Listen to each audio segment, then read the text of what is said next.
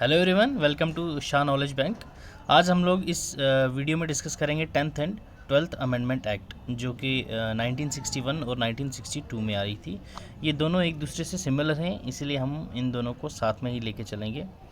इन दो अमेंडमेंट से हमने कुछ जो प्रिंसली स्टेट्स पहले के टाइम पे रह गई थी या फिर जो इंडिपेंडेंट स्टेट्स रही थी, उनको हमने अपनी टेरिटरी के में सीड किया था। ऑलराइट, तो बिना टाइम वेस्ट किए चलिए शुरू करते हैं। 10th अमेंडमेंट एक्ट जो 1961 में आया था, उसके अंडर हमने क्या किया था।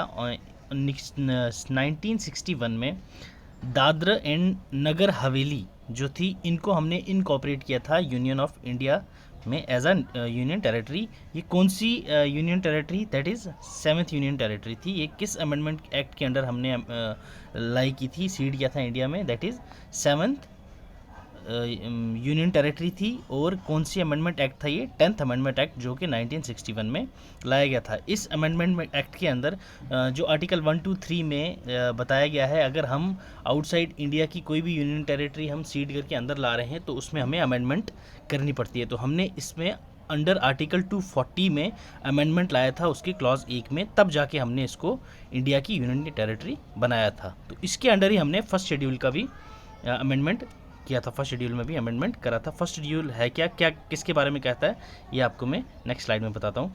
फर्स्ट शेड्यूल जो है वो फर्स्ट शेड्यूल कहता है यूनियन टेरिटरीज। ठीक है, ओके। फर्स्ट शेड्यूल क्या कहता है? Union territories. ये चीज़ याद रखिएगा, हेडिंग में याद रखना। इस फर्स्ट आर्टिकल में भी हमने अमेंडमेंट की, तब जाके हमने दादर एंड नगर हवेली को अपनी इंडियन कॉन्स्टिट्यूशन में और as a 7th union territory add करा। ठीक है, थोड़ा सा बैकग्राउंड में जाते हैं। कोई 70s में, ओके, 70s में दादरा एंड नगर हवेली जो है, उस पर किसका राज था? दैट इज़ मराठास का। ओके, ये मराठास ने फ्रेंडशिप ट्रीटी करके पुर्तगीज़ को गिफ्ट दे दी थी। देन इन 1960 में हमने इसको दोबारा वापस लिया, पुर्तगीज़ से सीड किया दोबारा हमने अपने भारत में एज अ यूनियन टेरिटरी। ठीक है, याद रखिएगा। ये 10th कॉन्स्टिट्यूशनल अमेंडमेंट थी हमारी, जो कब हुई थी? 1961 में। ऑलराइट, नेक्स्ट देखते हैं 12th अमेंडमेंट एक्ट, जो हुई थी 1962 में। इसमें हमने गोवा, दमन एंड दीव को हमने अपने इंडिया में इनकॉर्पोरेट किया था। Alright, Goa, Daman and Diu जो थी वो 8th यूनियन टेरिटरी थी हमारे इंडिया की। ये जो थे, यहाँ के लोगों ने एक वोट किया, जैसे प्लीबसाइड बोलते हैं हम लोग, उस टाइप का। तो उन्होंने बोला कि हम इंडिया की टेरिटरी में शामिल होना चाहते हैं, जो कि बाद में इंडियन आर्मी ने ऑपरेशन विजय किया और इनको हमारे इंडिया में एक्वायर कर दिया गया, कंट्रोल इनका। ठीक है, कब? पोर्टुगीज़ से कब हमने एक्वायर किया था? ये दिसंबर 1961 में। और 62 में हमने ऑफिशियली डिक्लेयर कर दिया कि गोवा, दमन एंड दीव अब 8th यूनियन टेरिटरी है हमारे इंडिया की। ऑलराइट, यहाँ तक समझ आ गया।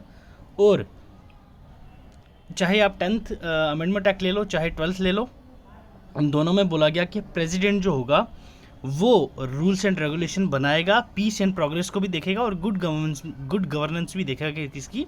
यूनियन टेरिटरी जो भी होगी इंडिया की। ठीक है, उसके बाद 30 मई 1987 में जो गोवा था, वो दमन एंड दीव से स्प्लिट होके एक फुल फ्लैज स्टेट बना दिया गया। वो कौन सी स्टेट बना था? दैट इज़ 25th स्टेट बना था। कौन? गोवा।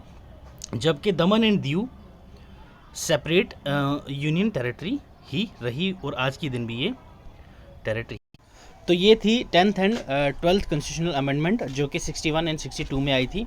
ये हमारा पढ़ने का मकसद क्या था?